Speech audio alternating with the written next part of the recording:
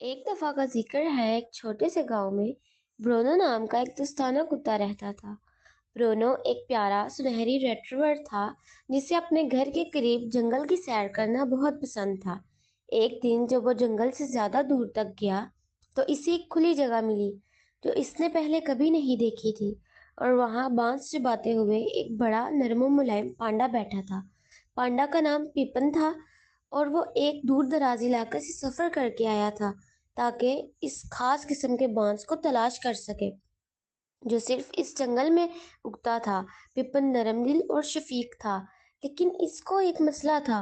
वो नहीं जानता था कि वापस घर कैसे जाए। ब्रूनो ने अपनी दुम हिलाई और खुशी से भौंका, फिक्र न करो पिपन, मैं इस जंगल को अच्छी तरह जानता हूँ। मैं तुम्हें वापस घर का रास्ता दिखाऊंगा, इसने एतमाद से कहा। पिपन मुस्कुराया, शुक्रिया ब्रूनो, मुझे वाकई एक अच्छे दोस्त की जरूरत है। तो दोनों नए दोस्त अपने सफर पर निकले। वो लंबे दरख्तों के बीच चलते रहे और ब्रूनो रास्ता दिखाता रहा। रास्ते में इन्हें हर तरह की जंगली जानवर मिले, परिंदे, गुलहरियां और यहाँ तक के एक दिलचस्प खरगोश भी, जो कुछ देर तक इनके साथ उछलता कूदता चलता रहा। जब सूरज गुरूब होने लगा तो जंगल तारीक हो गया और अजीब अजीब आवाजें आने लगी।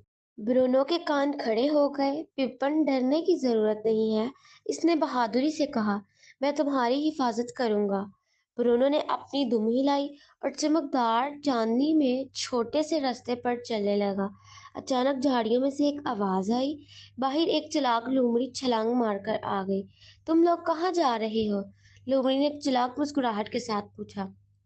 ब्रूनो ने सीधा खड़ा होकर जवाब दिया, हम पिपन को उसके घर पहुंचाने जा रहे हैं। बराह करम हमें जाने दो, इसने नरमी से कहा। लोमड़ी ने कुछ देर सोचा, फिर कहा, अगर तुम मेरी पहेली का जवाब दे सके तो मैं तुम्हें जाने दूंगा, अगर नहीं दे सके तो तुम्हें वापस जाना पड़ेगा। ब्रूनो ने सर हिलाया, जवाब देने के लिए तैयार था। लोमड़ी ने मुस्कुराते हुए पहेली शुरू की, मैं बगैर परों के उड़ता हूँ, मैं बगैर आंखों के रोता हूँ, जहां भी जाता हूँ अंधेरा भागता है, मैं कौन हूँ?